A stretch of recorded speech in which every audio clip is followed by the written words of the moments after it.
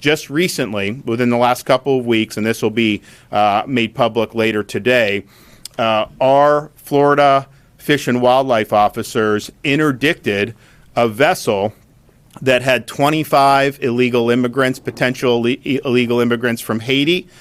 In their boat, in their vessel, they had firearms, they had drugs, they had night vision gear, and were boating very recklessly, which would potentially endanger other folks. So that vessel was interdicted near the Sebastian Inlet, and those illegal aliens were turned over to the Coast Guard for deportation. So our folks have been doing this before we augmented this, and they're going to continue to do it. And we've got an incredible amount of resources that are now on display to be able to prevent. Now, what's different today than maybe in the past? Well, part of it is we have more resources that the state has been willing to put up. And this is not really our responsibility. This is the federal government's responsibility. Coast Guard does, by and large, a good job, but they're undermanned. They're under-resourced. So we're filling those gaps.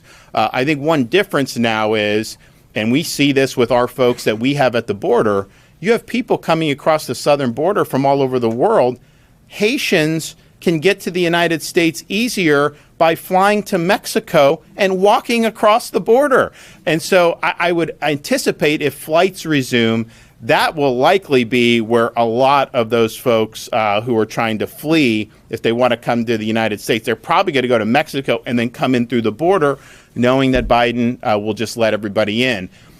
Also think it's important to point out, we focus on the border. We're obviously doing things to interdict these illegal vessels, which I think is really important. But Biden is also flouting the law by creating an illegal parole program where he flies in people from foreign countries against the law and puts them into our community. So, for example, you just had an instance where one of the people Biden flew in from Haiti is now charged with sexually assaulting a 15-year-old with disabilities in Massachusetts.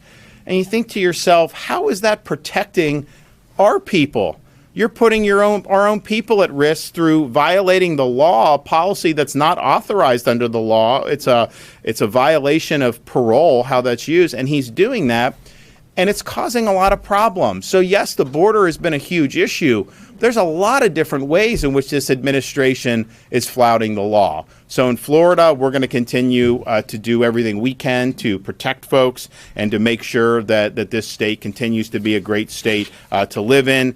Look, it's important to get the policy right. And we've got our policy so much better today than it was 6 or 7 years ago in the state of Florida with respect to illegal immigration. But you also need to have people that are going to be implementing that policy on the ground. And you have that here in Polk County under Sheriff Grady Judd. You have it across Florida with so many great sheriff's departments, police departments, and then, of course, our state agencies. All these people that have been out there fortifying our coastline, Fish and Wildlife, our National Guard, our State Guard, Florida Department of Law Enforcement, Florida Highway Patrol. These are folks that have been doing a lot. These are the same people that respond to Hurricane Idalia and the year before Hurricane Ian.